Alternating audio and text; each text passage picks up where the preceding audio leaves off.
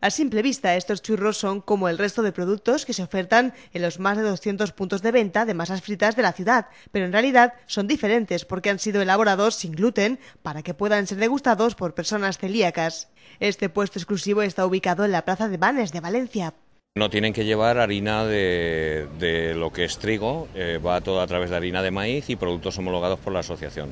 Una iniciativa que cuenta con el apoyo del Ayuntamiento de la ciudad. A través del laboratorio municipal y con la programación que se establece junto a la Asociación de Celíacos, analiza muchos de los productos que aparecen en el mercado, fundamentalmente vinculados con hornos pequeños, con productos artesanales, en los que se ofrecen sin gluten, y analizamos de verdad si es así o no para evitar cualquier tipo de problemas que pueden tener las personas celíacas. La Comunidad Valenciana es sin duda alguna otra vez pionera en la prestación de una política social, porque esto es política social desde la proximidad, atender, en este caso desde Sanidad, desde la Concejalía de Sanidad, pues dar servicio también a otros valencianos. Pero es un compromiso que va más allá. La cabalgata de Reyes, hace 2 años que se están ya lanzando desde las carrozas caramelos para niños celíacos, para todos. De hecho, son los que lanzamos para que puedan disfrutar todos los niños y no creemos ningún problema ni ningún tipo de desorden intestinal, ¿no?, que se produce cuando un celíaco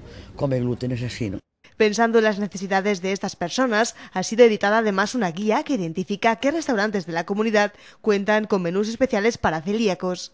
En la primera edición de este club de restauración para celíacos participaron 70 restaurantes de la comunidad y en la segunda edición 85.